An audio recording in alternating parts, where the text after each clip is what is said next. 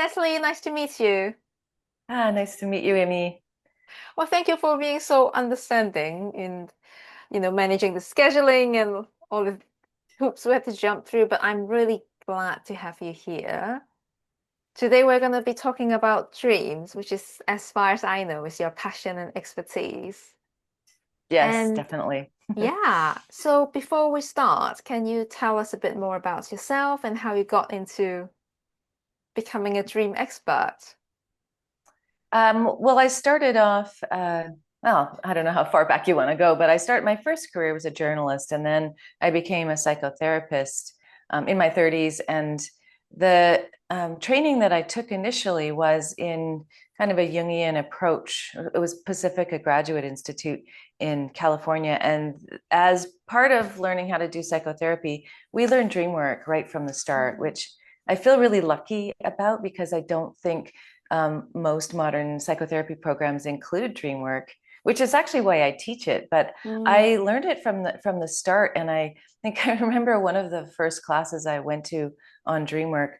I had this wonderful teacher named Lionel Corbett who offered to demo a dream in the class, and I volunteered because I'm always the first one to How do you volunteer. demo a dream?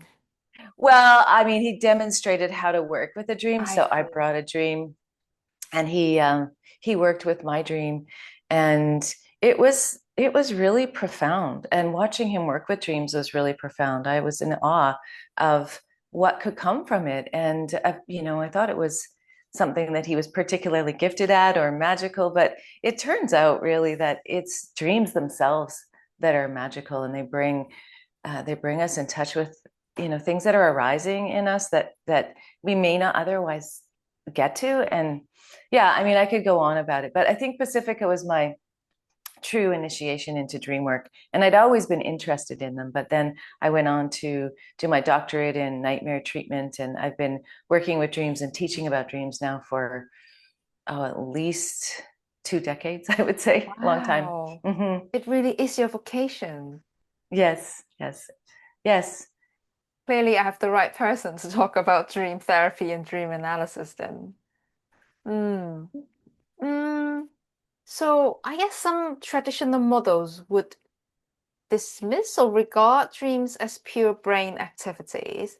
But then I think in some of your work, you're saying that neuroscience, more recent developments, has shows that they serve a deeper purpose. So maybe we can start from the brain science part, and then we can go into talk about more Jungian symbolism, and touch on other themes like trauma or even PTSD. Uh, Sure. yeah. Sure. Yeah. What people, the neuroscientists have discovered, I mean, this started in the 50s. The first major discovery was that our brain is we're not just unconscious when we sleep. We have a lot of activity, and they discovered REM sleep, which is mostly where most of our dreaming happens when our eyes are moving rapidly back and forth.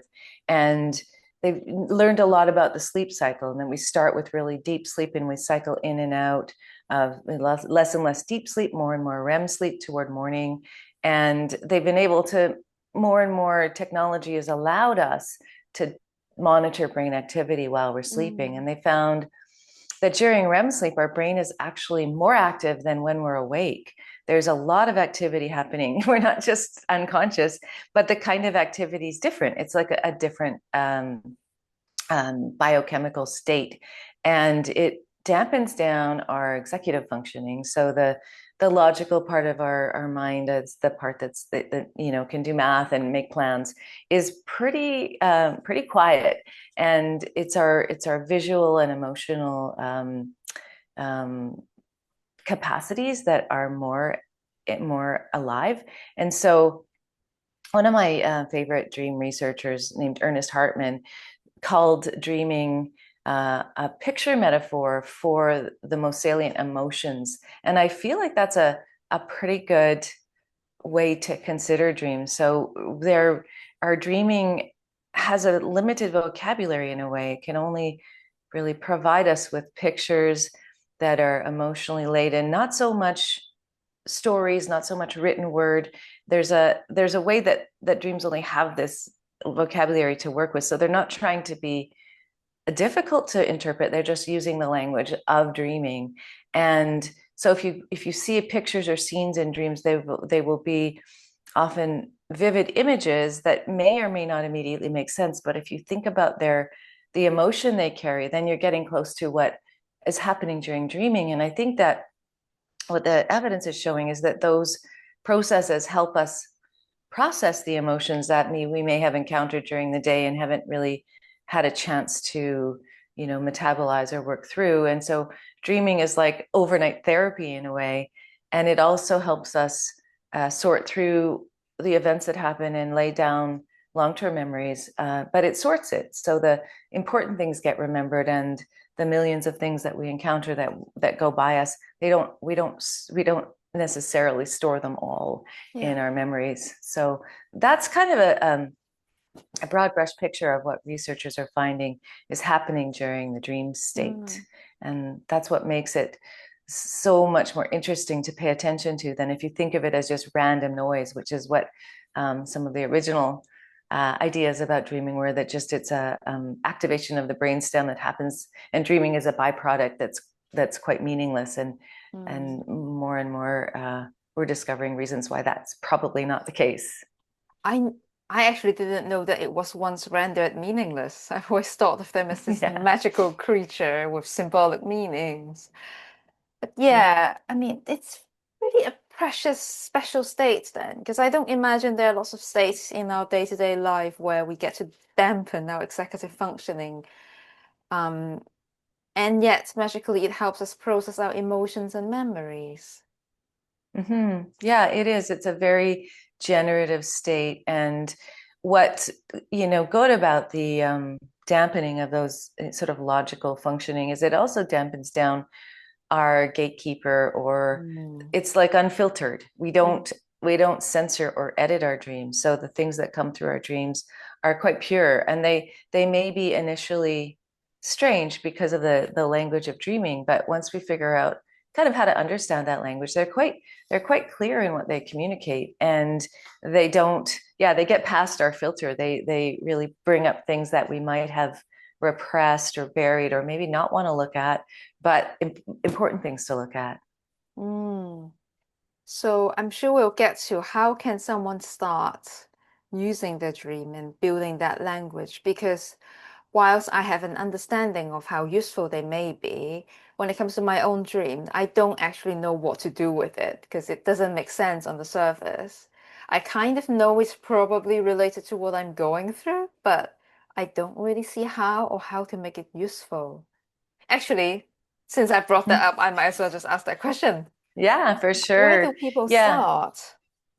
Yeah, I think that's a really, really common and good question, because when we first encounter a dream, very often they're just a mystery, and they seem quite nonsensical, and they often weave together things like or things from high school or childhood home, or stuff from our past that we don't think we've thought about in ages. Mm. And so they're at first they're just kind of a mystery. And I think the first thing is just to appreciate the mystery, because I don't feel like although I get a lot of information from my dreams and I can guide people to get information from theirs, I still feel like they retain some of their mysterious qualities. And so what I feel like is the most useful thing, and this is over years of doing dream work and also watching other real dream work professionals and gifted therapists work with dreams, is that the whole field is moving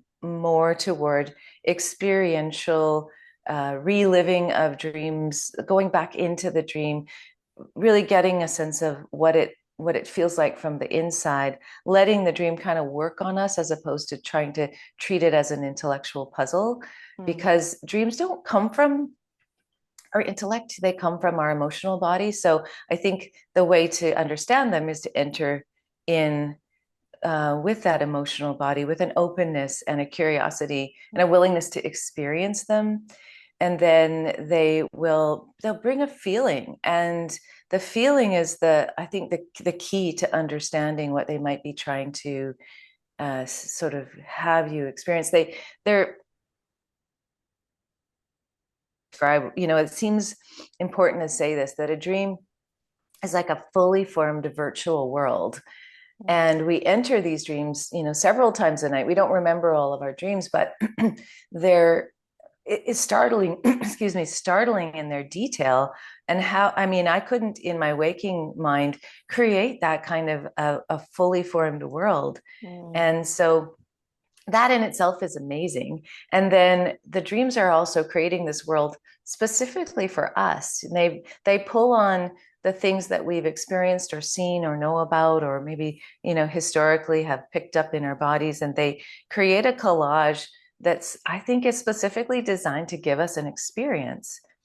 And if you think of it as, wow, this is like tailor-made for me, it has something to do with my history, or my, it could be a collective history. It isn't always purely personal, but we enter into that realm and look at the things in it. I think we look at it with awe, first of all, and just think, wow, this is a beautifully tailored, sensory, full, immersive experience made just for me. Then I think you have the right attitude to enter a dream, which is with a certain reverence, and then allow it to unfold and let it bring up the feelings or images. And I kind of invite people to, when they first encounter a dream, to remember it, really take time to remember, as in feeling it in your body, Mm. and walking through it, starting with the setting of the dream, because dreams are often located in a very specific place. And that often will place the dream into some sort of context that you can identify, possibly in your waking life. Like your childhood home is a really good example. If Mm. your dream is set in your childhood home, then there's probably something related to childhood that you've carried forward and is alive in your life right now, or in your body. And so imagine that your dream is you're walking through your childhood home, and then looking at the people or the scenario you encounter, putting yourself in that situation again, and letting it play forward. But I also invite people to interact with the dream environment. So not necessarily being exactly true to what the dream was, but being curious about what the dream is now, because I think dreams are alive, and they evolve, and that Mm. when we enter them, we already change them Mm. and allow them to change us. And so that's a kind of a big answer. I would say initially, when you're greeted with your dream, start by writing it down and Mm. just letting the felt sense of it infuse you. And from there, be curious about what that's like, how it might be familiar, what it might be like in terms of your waking life, or in terms of your spiritual life, or whatever it feels related to. And it's really a different way of approaching something we're curious about, because if you try too hard, and it's like trying to remember a word that Mm. you can't grasp, and Mm. if you try too hard to remember it, it's not available to you. But when you kind of let your mind go, and a little bit of freedom, then it starts to unfold. And so it's a certain type of attitude or consciousness that you bring that is really open-ended, open-minded. Mm. um, yeah, that's a kind of a long-winded answer, Oh, but I that's hear, yeah, thank you. I hear the theme as, first of all, to honor them, to have reference for them, and then as much, without trying too hard, as much as we can remember, write them down, and then to see them as something that's alive and interact with them. There are quite a few. Well, if I were to push you to be even a bit more specific, what are some Mhm. questions, for instance, people can ask themselves? Let's say I woke up from a dream. Where do I even start? Maybe some guiding questions or reflective prompts might be useful. Mhm. Yeah, there's so many ways, and some of it depends a lot on the nature of the dream itself, and where the dreamer is as at with their relationship to dreams, and where they are in their life. So uh, the thing that I would start with is, this is something that I've come to from one of my great mentors, Eugene Gendlin, who basically he developed something called focusing, which is a way of listening into your body. And I combine that with dream work. It's a very gentle way to open up to the feeling sense of a dream. But the first thing that he suggests you do with a dream is look for what he would call the help in a dream. So if you're looking to kind of have some constructive avenue to approach your dream and where to start, it would be to, once you've written your dream down and kind of have it remembered, to ask into the dream, where is the most energy for me? What seems like the most helpful thing in this dream? What feels the most attractive or the most interesting, energizing, positive, helpful? And start there, because Jenlin said that basically every dream presents a kind of, maybe a kind of issue or problem or something that needs to be moved forward in the way we're living, but it also contains the help we need to realize that forward motion. And so picking up and embodying the helpful forces in a dream will enable you to um, be with the more difficult parts of the dream and help the dream allow you to go forward in the way that it's inviting you to do that. So for example, if you have a dream of your childhood home, and maybe it wasn't even a happy childhood, but there was something in there that you loved. Maybe there was a favorite place that you would go to sit. I can think of, when I was in my childhood home, I used to just sit in the couch in the living room and look out at this beautiful maple tree. That I spent a lot of time doing that. I was probably a daydreamer from the get-go. But if I am in my childhood home and I'm in that area, I would say, well, I could sit and remember that reverie that I used to enter into and lose time, and I could feel, wow, that was such a gift, such a nice, spacious time in my life. I think time felt a lot more spacious when I was a child. You know how that is. But so I would start there and go, okay, I have this sense of spaciousness and reverie, and now I'm going to go into maybe what the narrative of the dream is, but bringing with me some of that support that's in the dream. And so anything like that, anything that carries good memories, or animals, children, anything green and living, those can all be sources of help. And so it's a different way to approach a dream. And I didn't start my dream work therapy that way at the beginning, but I found that once I started doing that, it really enabled the dreams to open up more to the person. It sort of bolsters you to be with maybe the more challenging parts of the dream if you pick up the helpful resources. And Jenlin said, actually picking up what he called life forward energy in a dream, and embodying that life forward energy, would be all you really need to do. You can then carry on, exploring it more, and you can try to figure it out more in a, what does this mean, in a more intellectual way later. But all of that is not the most important thing. The most important thing is just embodying the dream's life force. I love that. Life forward energy. What I really like about that model is there's a presupposition already that we go in starting with the premise that a dream is going to help. There is something Yes. positive in there. And then I was actually quite surprised to know you can just directly ask, how are you helping me? I thought, oh, okay, actually, it's a bit like AI. I could just go in with a direct question. How is this going to Yeah. help? Rather than, yeah, I'm surprised, pleasantly surprised by that. But then one thought also came to me as I heard you say, because you said earlier on that you keep it alive and then you walk through it again. And I thought, what if it's a nightmare? Do you actually go back in? I suppose for a general nightmare, it might be okay, but people might be reluctant to do that. And also sometimes, which we will touch on perhaps later, a trauma, a really deep, dark trauma may replay itself in a dream. Then immediately I would think, wouldn't it risk re-traumatizing if we were to go back into it and then consciously walk through it? Yes, those really good questions.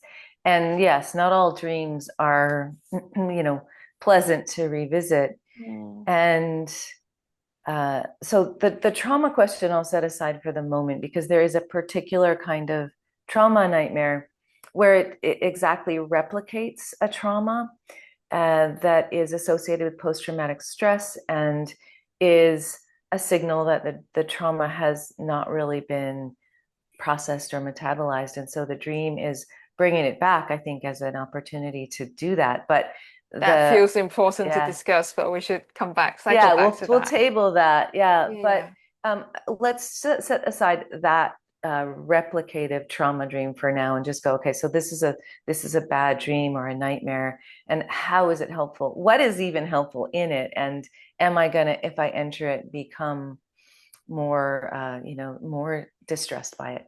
And so the first thing is, and this is from working with so many dreams, the first thing I would say is that I step back and I try not to judge the valence of a dream. I don't label it good or bad from the Mm. outside, because I think of the dream world as a completely different universe where the normal rules of engagement do not apply, the normal rules of morality do not apply. Is this like, so I think of a dream that has a lot of intensity as having something really important to convey or important for us to experience. And sometimes the more, dramatic, violent, gory the dream is, the more it's, I think, impressing upon us that this is important, and is also giving us a way to remember it, because a lot of times our dreams are forgotten, but those intense dreams are not, they're not forgotten, and they're not always what they appear. They're often a metaphor for something. And I think of an example from my daughter. Actually, she doesn't mind me using her dreams as examples. And she had this dream when she was in, it was second year university. She just started university in Montreal, so on the East Coast, and it was the dead of winter, so cold in Montreal. Mm. And so she had phoned me because she was really upset about this nightmare she had, where she was basically hacking a woman to pieces. It was really a gory, just gory, graphic dream. And understandably, she was upset and disturbed by it and wanted to know what to do with it. And luckily, she has a dream expert for a mother. So I talked to her about the dream for a while. And what I do with a dream like that is just step back. Don't assume the worst. Don't assume it's something terrible. Just assume it's got some kind of important message. And I started asking her, you can look at, kind of step back from the gory details and look at the plot of the dream, or the what's happening here. And what's happening is there's a woman who's being cut in pieces. And so I followed that for a minute, going like, what if you were, if this was an aspect of yourself, which is one kind of way to Yeah. approach a dream, as if, we are experiencing something through various dream characters. And I said, is there something about being chopped in pieces or divided, or something like that that feels resonant to you? And she, there was a pause, and she's like, yeah, absolutely. I feel completely like there's a big part of myself that's not even here in this city, because she had spent, the summer hiking up in the mountains in Alaska. She's an outdoor enthusiast. She's still a mountaineer, and like gets outside and at every opportunity. That's really important for her well-being. And she'd been trapped in her apartment residence for weeks because the weather was so extreme, so Mm. cold, that they didn't even have to go outside. There was tunnels to get to classes, or they could watch them online. And there was a part of her, a really important part of her, that was you know she would feel like it was dying, or it was very extreme, and she felt like she was divided. There was that part of herself, and then the part that was, in the city. And she Mm. said, I can relate to being chopped up or being, in Mm. pieces. And Mm. it made sense of the image. It gave her relief to understand it in Mm. that context.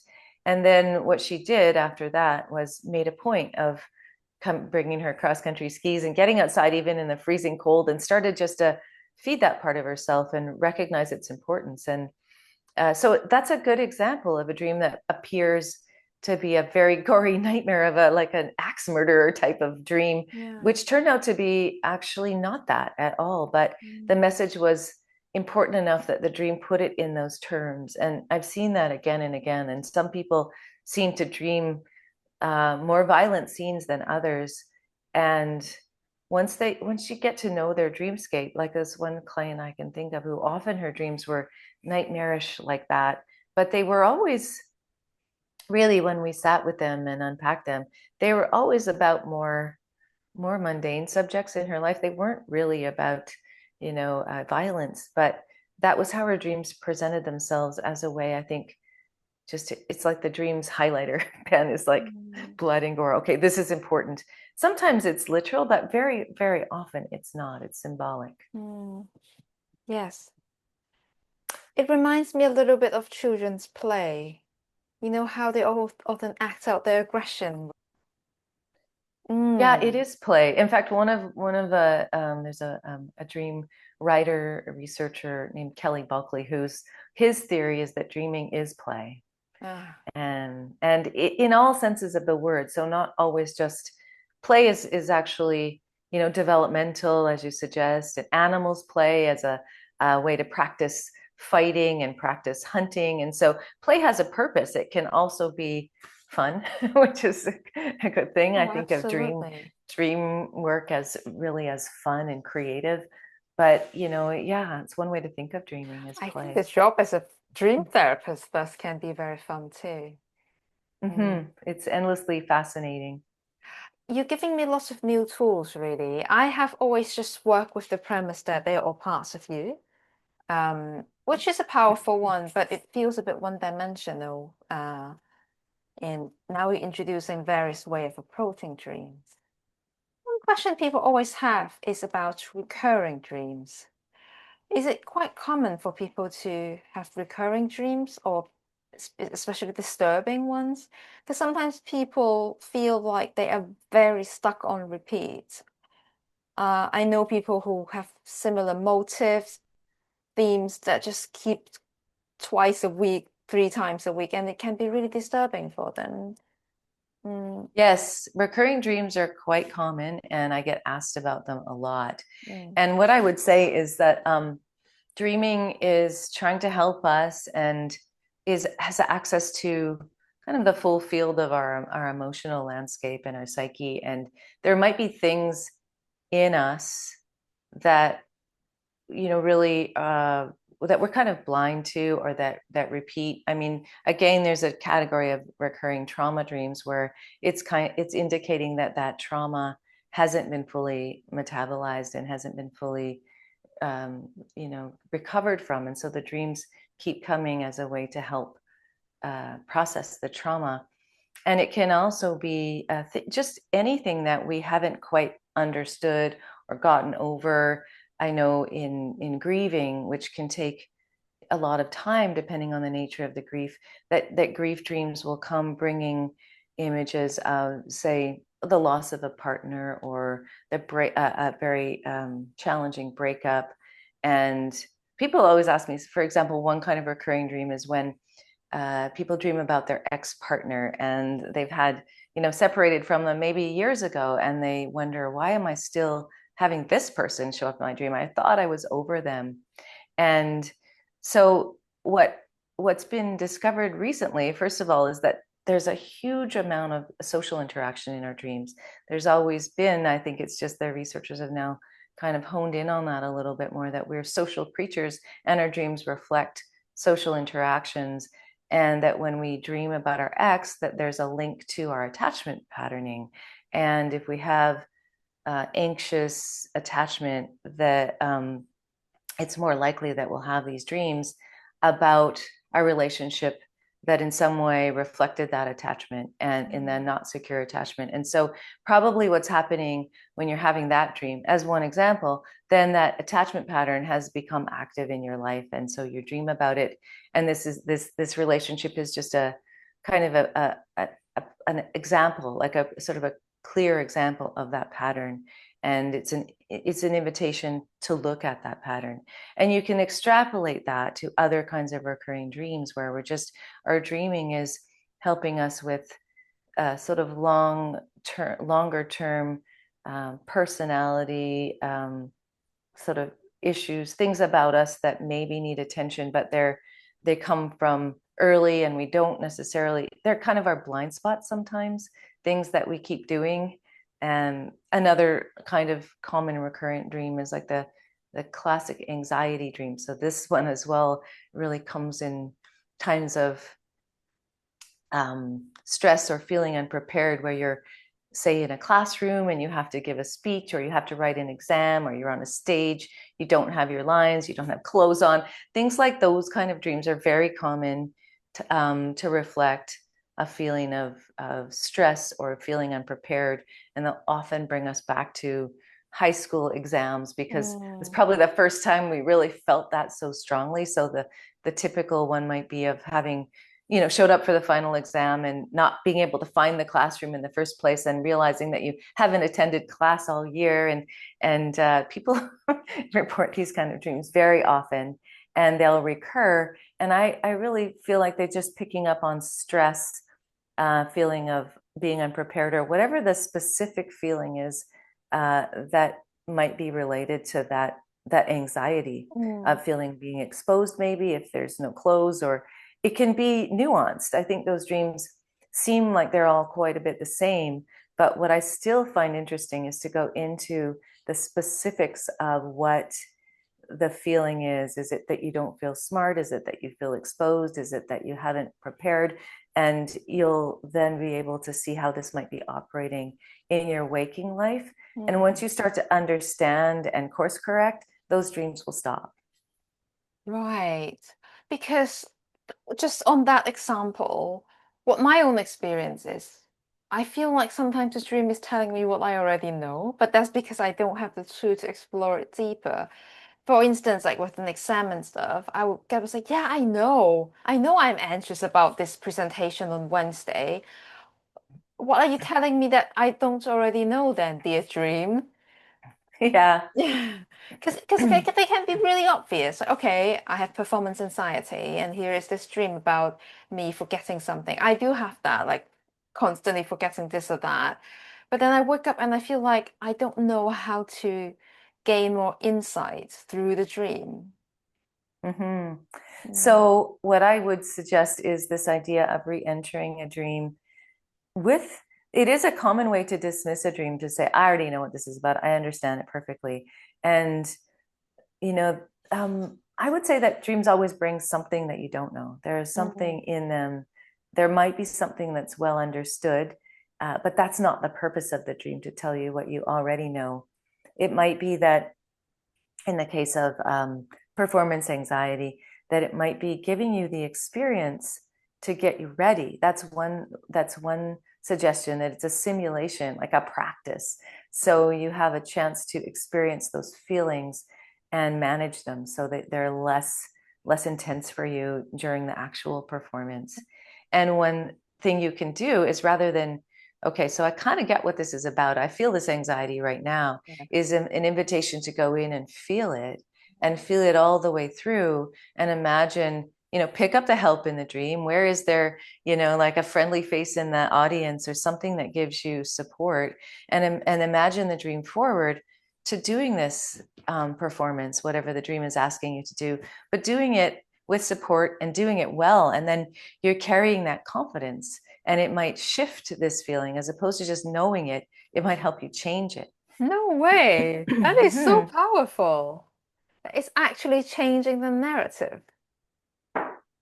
Changing the narrative, and not at an intellectual level, but at an experiential level, Yes. so that you have it in your body. And I've seen this happen actually many times, where the understanding is, oh yeah, this feeling, I always have this feeling, no wonder I keep having this dream. But then going into the dream with fresh eyes and picking up the supports that are there, and you can also imagine having those supports when you go to do the actual performance, but imagining forward. Like, here's one example of a dream like that, where this person was having a dream of being naked and unprepared in front of a classroom. And he was a person who did sales presentations a lot. And he was having anxiety like that. And in the dream, I asked him, because you can go in the dream and enter and play with it a little bit. I asked him to try something just as an experiment, to go into the dream. And, when you're in any teaching situation, there's always those few students, maybe say one in particular, that's super interested. They're at the front. They're very riveted on what you're saying. They ask good questions. They obviously love what you're doing. And so I said, so imagine yourself, first of all, in this presentation that you're giving. Is there a person like in the room that's like that? Mm. And yeah, he identified, yeah, there is into that character. So you can enter different vantage points in the dream. You can enter that character Mm. and see what this is like from his perspective, this person in the front row. And so he entered that dream character and watched himself give his usual presentation. And he'd like always bring tea and cookies, and he was very thoughtful about how he set the room up. And so this person was just reflecting back, wow, this presenter is so thoughtful. He's so prepared. He's really professional. He knows his stuff. So this was the dream character giving him all of this positive feedback, but not in a contrived way. I could tell him, you're professional, you're prepared, you've done this before. You know how that kind of coaching doesn't seem to land? But when he went through the eyes of this character, watching himself present in a dream, it really landed. He could see it, he could feel it. And it gave him like this, yeah, actually, yeah, I really do know my stuff. I really am good at this. And so it changed how he was Yes. in his performances, in his presentations. It reminds me of some inner child healing work that I used to do with people to go back. And sometimes people say that's pointless because what has happened has happened. And I say to them, yes, but your brain waves and your body doesn't know that it's imagined. This when the narrative changes in that kind of level, it does change something in you. So I guess this is a similar way, is to give your body or physiology a completely different experience so that it can be deeply internalized beyond the viscer the surface events. Yeah, it's very, very similar. And there is, yeah, good evidence that basically anything that we richly imagine, our brain doesn't Yeah, differentiate exactly. from reality. It's Mm. like it really happened. Like dreams feel like they really happened. And who knows? I mean, there's some idea of, of the multiverse, and that dreams are actually another iteration of a life that we're leading Yes. in a different dimension. I mean, we don't really actually know the whole of why dreams have some of the properties they do, but that idea of reimagining is really what dreams are doing in a way. They're giving us an imaginal world that is related to us and giving us an opportunity to reimagine in a way that feels partly like it comes from us and partly like it comes from, you know, sort of the greater consciousness, or they seem to be bigger than us. Yeah. So there's a lot of wisdom in them. I've certainly, okay, this goes a bit mystical and we don't go down that rabbit hole, but I've certainly heard about the idea of parallel universe, that there's another you operating somewhere there and they're looking at you and you're Yeah. dreaming about them. Yeah. But then, because I touched on the inner child and trauma healing, and I think what's bubbling underneath the surface um, is the idea of trauma, dream, PTSD, nightmares, potential. Sorry, just throw a lot of themes out there. But I think you Yes. work with PTSD nightmares, which is a touchy territory, and I don't imagine that to be easy. Mhm. We talked about how do we stop seeing nightmares as bad, but more specifically, okay, maybe one question is how can I tell when my dream is pointing to deeper trauma that is unprocessed? Yeah, there are actually simple ways to tell. Oh, And so the researchers have basically differentiated between trauma nightmares and what they call idiopathic nightmares. Idiopathic meaning we don't really know where they come from, their source isn't obvious. But with trauma nightmares, the source is clearly linked to a traumatic event because it either replays it exactly or it is a metaphor for an experience. And how you can tell when they're when they're reflecting unprocessed trauma is the closer a dream is to an actual event, the more exactly it replicates that Mm. experience, the more unprocessed, the more work needs to be done with that memory. Mm. So traumatic nightmares that come back again and again. For example, I've worked with a lot of people who've had car accidents because that can really lend itself to post-traumatic stress and then a fear of driving or going into a car and so it's important for a lot of people just practically to be able to work through that trauma. And often their dreams will be of the accident.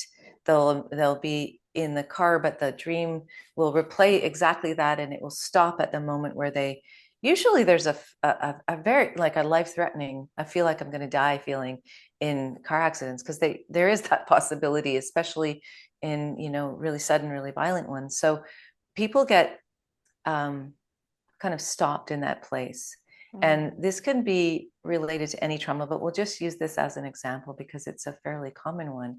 And so their dreams will often carry them up to the point of the crux, and then they'll wake up and they'll be fully activated, their heart will be pounding, they'll be filled with fear, and it's just a constant reminder of this event and a signal that their body hasn't really gotten past that point, in Mhm. fact. Mm. And so um, in those dreams, they recur, I think, as a way to bring the trauma memory forward so that we can process it. But what happens is people wake up at the scariest part, and then the dreaming process doesn't go through its normal way of metabolizing emotion and kind of distributing it across our memory networks. It's kind of stuck and on repeat. And so these are the kind of dreams that I work with, or that I did my doctoral research on, and looking at how to help at those very distressing dreams. Mm. And in those cases, they don't necessarily fix themselves. Over a long period of time, people might recover, but in the meantime, it's actually doing a lot of things that are not good for our physiology. There's a stress response. It affects our heart health. It is linked to those particular kinds of dreams are linked to a dramatic increase in suicide risk. So it's important to pay attention to them. Yes. And the other thing to know is that they are treatable. And a lot of people don't realize having these dreams, they feel like they have to suffer them. They may understand because it's Mhm. pretty obvious that they're linked to their traumatic experiences, but they don't necessarily they see the nightmares as part of that, but not as something that's a target for treatment or that they can fix. And you can actually change these dreams quite quite readily in a lot of cases. It's Mm. more it's easier to treat than you would expect. And it's the same process that we've been talking about Mm. in terms of entering into the dream. It takes a lot more tact and a lot more resourcing, and it really isn't something. I think when someone has recurrent trauma dreams that are really frequent and really distressing, especially if they start to have thoughts of self-harm, that really do need a professional Mm. therapist who can work with these dreams and work with their trauma, because it's actually a dangerous signal. There's something really Absolutely. that needs processing. And what's interesting too is that as you start to process and metabolize the trauma, the dreams themselves will reflect that, and they'll change.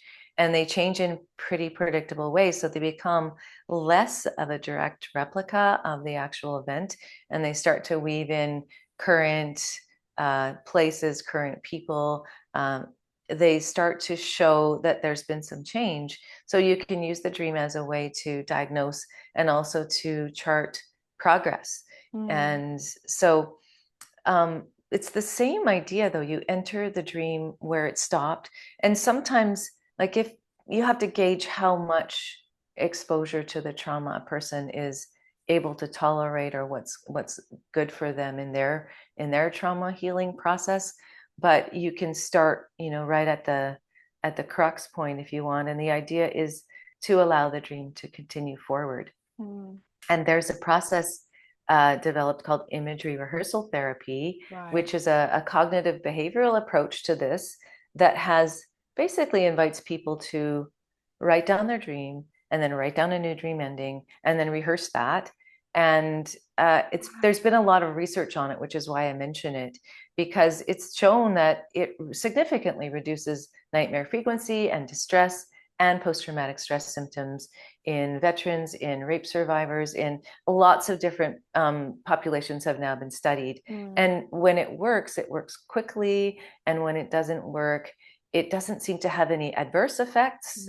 So there's a really evidence-based, tried and true system. And the way I work with nightmares includes that rescripting, is what they call it. But I've come at it from a Jungian background. And so entering the dream and dreaming the dream forward was already something I was doing with nightmares. And so it's really nice to see that this technique has been picked up and there's really solid evidence that it's effective. And so you can use it with confidence. And what I do is a little bit of consideration of the state of their nervous system. So a calming practice beforehand and a way to experientially go into the dream and pick up support and help, so that the dreaming of the dream forward is not a cognitive process. It's more of an experiential process, which I feel makes it stronger. But I haven't actually done research on this method, so I'd like to at some point do that, because I feel like that method is effective and there are ways that you could make it even more effective. And so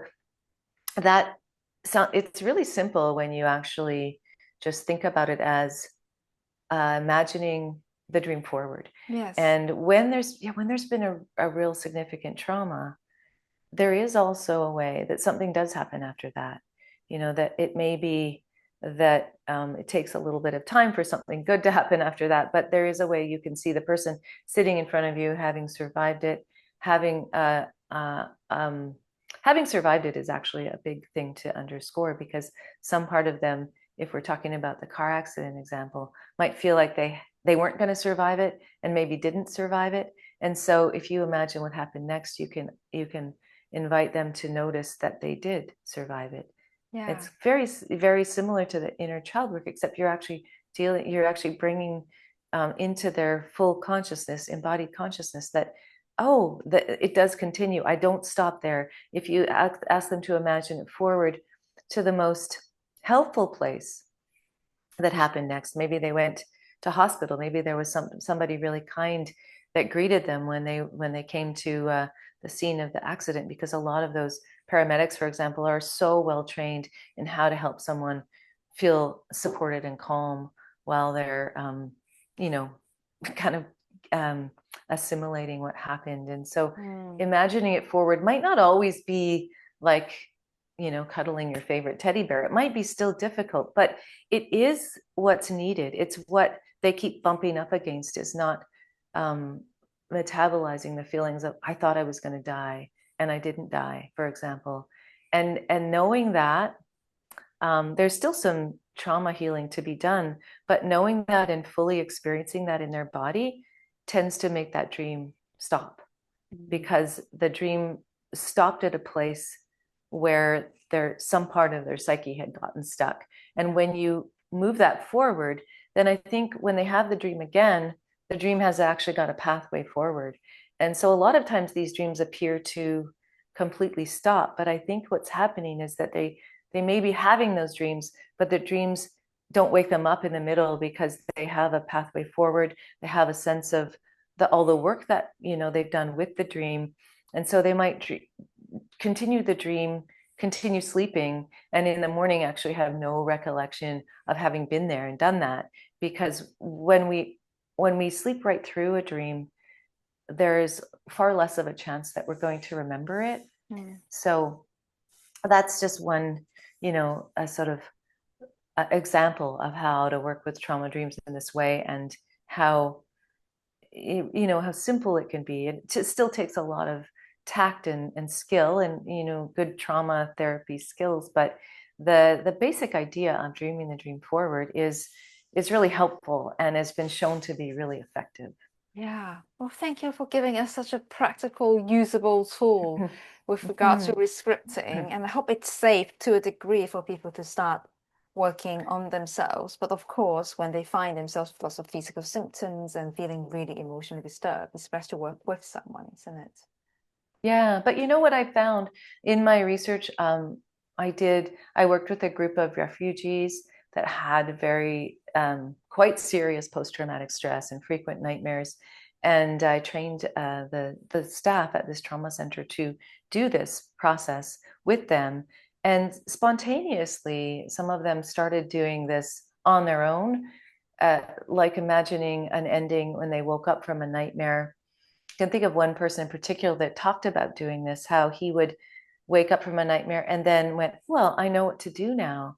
I can go back into my dream and imagine it forward. And he said that rather than feeling like a victim of his dreams, he felt like he had some control and could carry it forward. And I've, trained a lot of therapists and who then offer this to their clients.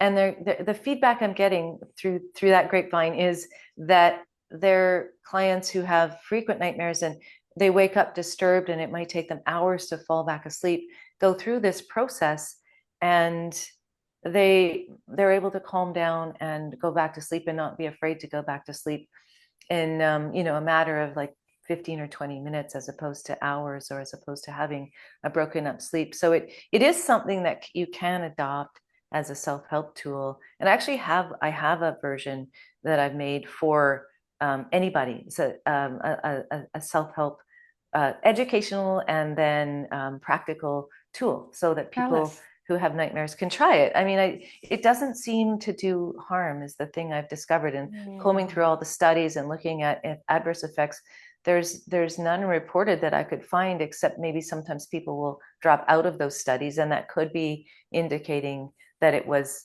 too activating for them. But mostly this process, it either works and seems to work sometimes quite dramatically, or it doesn't help change the dream right away. But I always suggest just trying again, because it does seem to ultimately start to shift the dream, because you're actually doing what the dream is inviting you to do, Yes. and revisiting this place that hasn't been fully felt.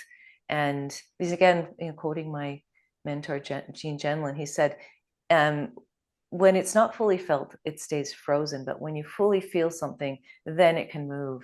And so even if it's a difficult thing like trauma, that tends to get stuck because people want to understandably avoid those feelings. But that doesn't then move, we can't then move through them. So Mm. this is a way the dreams are trying to help us move through them. And Yeah. there's a researcher from Poland who has studied the dreams retrospectively of Auschwitz survivors, so the most horrific trauma you could imagine.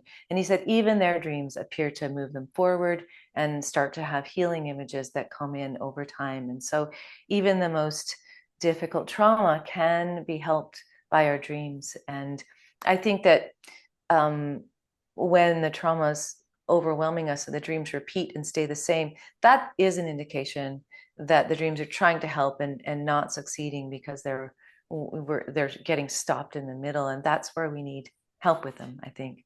But otherwise, we can often do this process on our own. Just imagine a dream forward, or with children have nightmares, and you can get them to imagine, even with art, sometimes is a good way to get them to draw the Yes. dream, and then bring their favorite sources of support into the dream and imagine it forward with that help. They will often automatically do that. Actually, I've heard about a lot of people that say, yeah, when I was younger, when I had a dream and something was going really bad, I would just change it, or I'd go back and have the dream again and I would make it different. And so there's I think a natural understanding of how to do this. Mm. This is so actionable and practical. Thank you. Mm-hmm.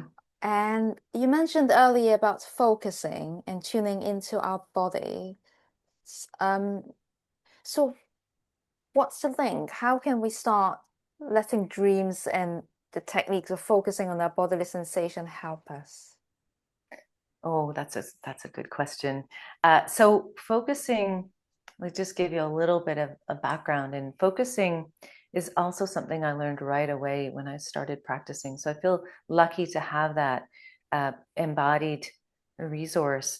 And what it is so Genlin was he was a philosopher and then a psychologist, and he studied with Carl Rogers at the University of Chicago starting in the 50s. And he did this research wondering what makes people succeed in psychotherapy where others don't. What's the difference between those who succeed and don't?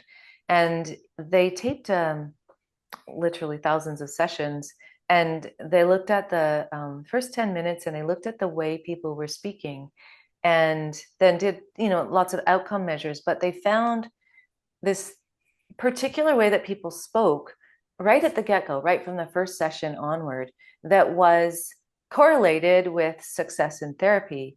And it wasn't, they tested different modalities and different therapists and different levels of experience, and those did not consistently correlate with positive outcomes. But this did, this way of speaking. And it was a manner of speaking that was halting and uncertain, not what you'd expect. It was someone saying, well, it's kind of like this, but well, actually, when I really think about it, it's more like it was. They'll stop and they'll check and they'll halt and they'll recorrect and it's so. But what it indicates, this way of speaking, is that they are in touch with something internal in the moment and allowing it to uh, sort of well up in the moment and tracking it as it changes. So their focusing is a way of paying attention to your inner state ongoing and being open to what it might bring, being open to it shifting.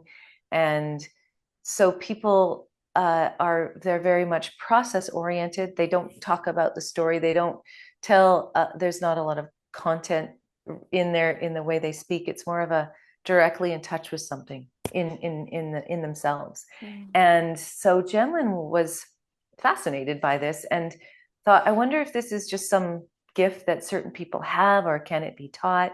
And so he broke it down into steps, and that's what became focusing, which is this way of, first of all, clearing distractions, clearing space, it's called, and then turning your attention inward and letting you get a felt sense, and following that felt sense. And it's simple, but also a lot of nuance. You can spend years learning the nuances, but like meditation, I think simple to do, but difficult to master.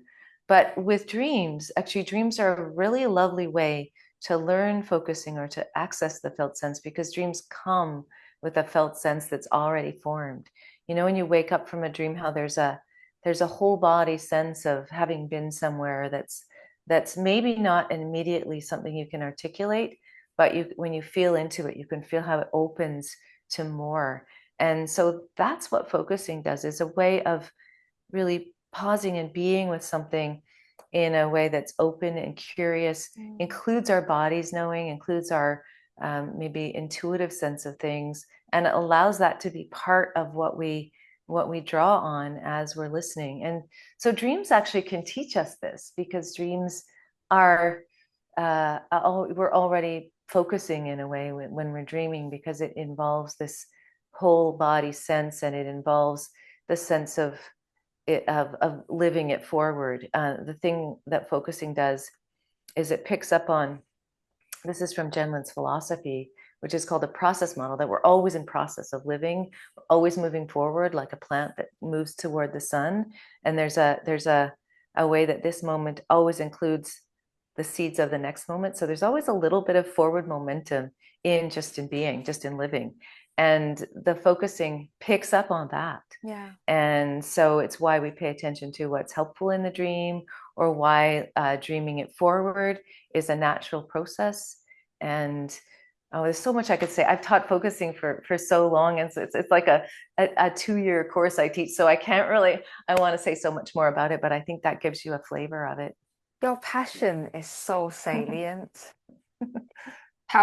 Yeah, I can really feel it. Thank you for giving us such thorough and yet usable and accessible knowledge.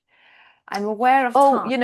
Yeah, one go thing I on. would say just Go about ahead. focusing is, if you're interested, if this intrigues you, that Jenlin wrote a little book simply called Focusing. That's like a Mm. $10 paperback.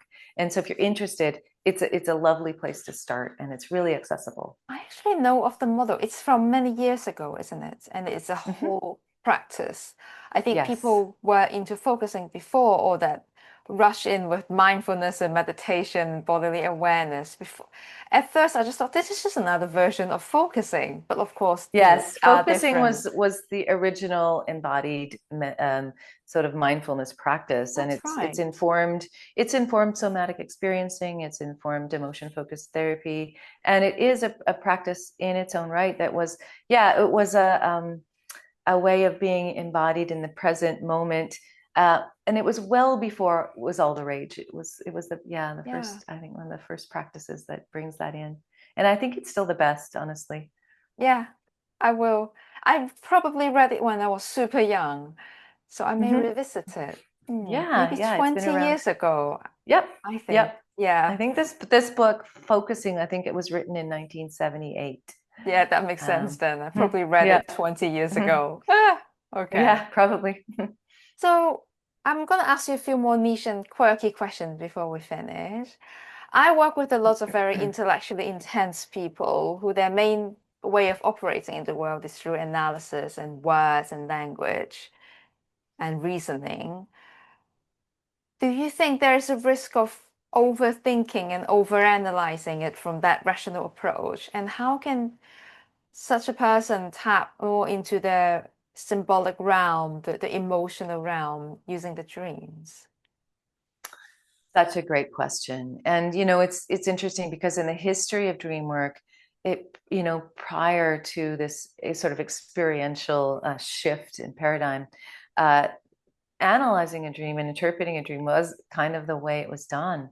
And there's, in Jungian um, symbology and Freudian approaches that were about interpretation, and they had a kind of a have a not had have a particular structure and a body of knowledge that you would apply, based on that you could say what your dream means.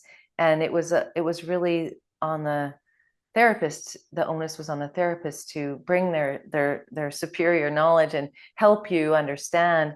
And that's really now, surprisingly, well, no, not to me, it isn't, but it's actually considered unethical in our work. Say, I'm part of the International Association for the Study of Dreams, and at their conferences and at their workshops, it's considered unethical as a dream guide to tell someone what their dream means. Mm. You can suggest, you can invite explorations, but only the dreamer now is understood. Only the dreamer can really know what the dream means. Mm. And so first of all, it stops that intellectualization from the therapist. We don't, we might offer ideas, but that's about it, and let the person say, does that resonate or not? But then within that kind of a dreamer who's really intellectual and wants to figure it out, I would say that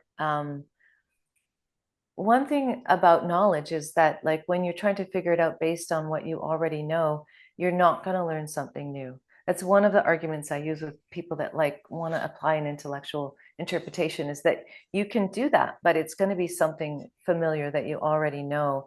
And dreaming comes from this other realm. When our executive functioning, our logical mind is really shut down when we're dreaming, there's like a different language that's expressed, and you can't understand that dream language with the language of logic, because that's not where dreams are coming from.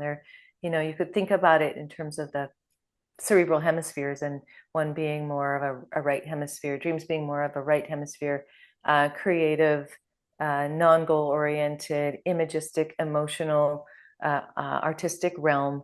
And you wouldn't look at a piece of art necessarily and try to analyze it intellectually. I mean, you could look at the technique and you could intellectualize around it, but you're not going to Mm. get at the essence of, what is this image trying to convey to me? What Mm. is its expression? What's the emotion it's carrying? Those are more salient questions. So Yeah. you can do an intellectual analysis for sure, but it won't be getting at the gist of the dream. It will give Mm, you a lot of other information. And what I say is, like, if you're intellectualizing, you're applying your knowledge, but you're not learning or bringing in what's new. And mm. the dreaming is trying to do that. And so sometimes that's convincing. I absolutely love that you're not dismissing someone's competent faculty, but rather you're introducing more. You're saying not that Mm, anything you do is bad, we're just saying you can have more. And that's yes. really good. Mm. In a bit of mystical realm, people often think dream can travel through time and space into the past, and thinks many are fascinated by its ability to even predict the future. Do you know anything about that? Can you say anything about that? It's just like a little curiosity quirk of mine. Yeah. Yeah, a lot of people ask that. And in sometimes, it's called a precognitive dreaming. And there have been instances where people have dreamt about things that have happened. And there's even some scientific experiments seeing, is there such a thing as dream telepathy? And can we see things through dreaming? And there's some evidence that we can. The problem with it is you don't know that it's a precognitive dream until after. So we have so many dreams, and so they may actually depict a scenario that's going to happen, and then it may not be. And so it's really hard to use as a reliable indicator. Mm. But there's a few ideas about why this may be. One of them is the idea of dreams as simulations, as trying things on, and Mm. dreams trying on many possible future scenarios. And sometimes that is what happens. It's kind of like if we have 1,000 dreams, there might be a certain percentage of them that actually do predict the future, because we're dreaming is possibly projecting us into the future to try to simulate a situation to prepare us. So that's one idea. There's just the idea that, yeah, dreams do operate at a different different time frame. They bring in images from maybe from ancestors, from like far distant past and far distant future. That there's a way that dreams have access to a wider scope of information. Even just, some sort of, there's some things that are explainable, like dreams might be able to predict health issues, for example, Oh, because we have, I think, we can sense our bodies, and we do have some faculty within us that has a very fine ability to sense things, but that may not reach consciousness because we don't necessarily consciously pick these up, but our subconscious is picking up a lot of cues that we might dream about as a warning. Like we might dream about being pregnant and then discover that we are.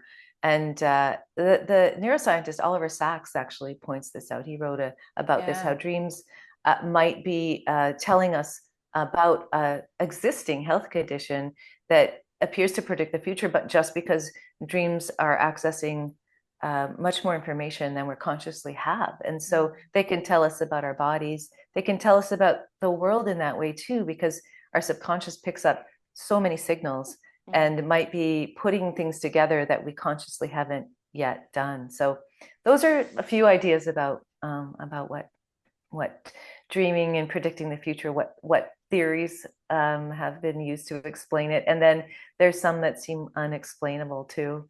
I can tell you, I did a radio show on dreaming, and someone called it and said that, they'd had this recurrent dream of going around a corner on a highway and seeing the highway washed out. And they kept having this recurring dream and never could explain it. And then one day in waking life, they recognized that they were on that road and they stopped. And indeed, the road was washed out and it saved their life. They credited this dream with Wow. saving their life. So I don't know how to explain that, except that, that is something that someone has reported to me about dreaming. Fascinating. Mhm. Fascinating. Well, there are many more questions. Like first of all, I did not expect such a thorough answer to that question. You are so amazingly informed. Everything to do with dreams. Yes, I am.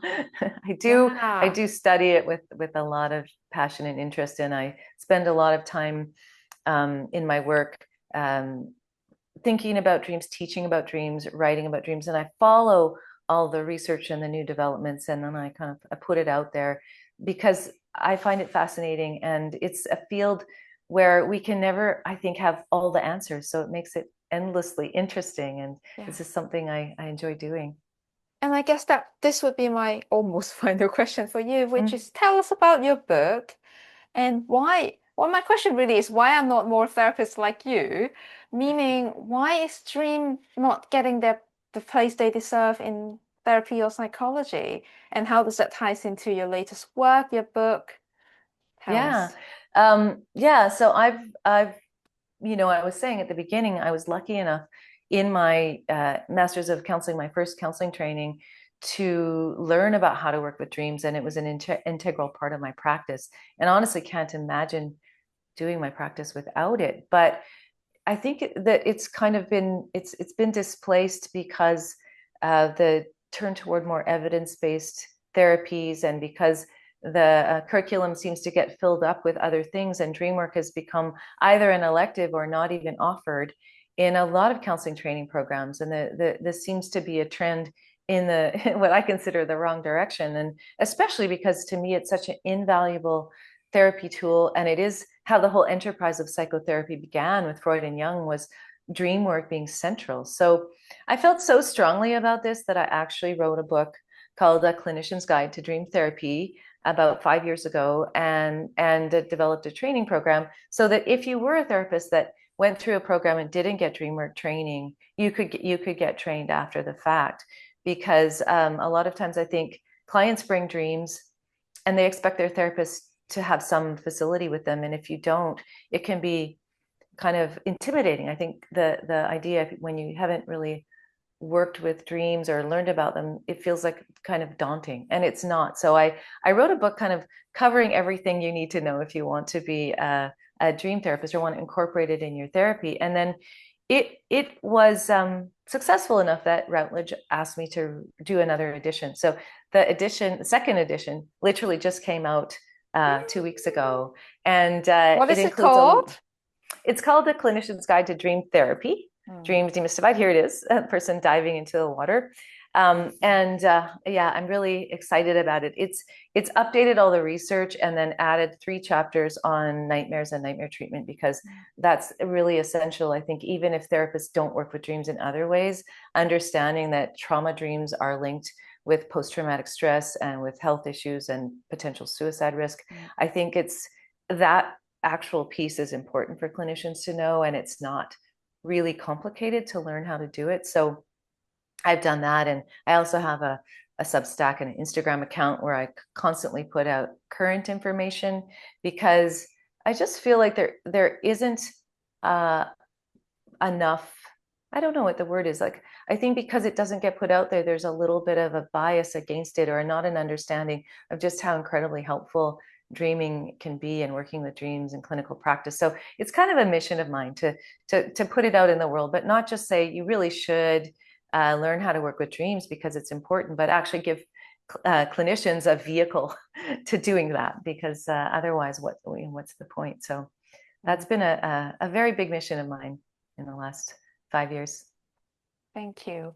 Would layman, because it says a clinician guide, would any Mhm. person find that book helpful, or do we have to Yeah, be? it's completely accessible, and Mm. lots of like examples, and it's meant to be really anybody can pick it up, and it describes it's kind of describing in the same language I'm using now, the various aspects of dreaming. And so yeah, it's very accessible to Mm. all who are interested in dreams.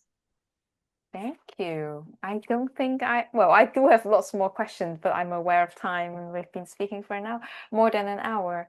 Is there anything you would like to add to say to our audience before we finish? Yeah, I would like to say,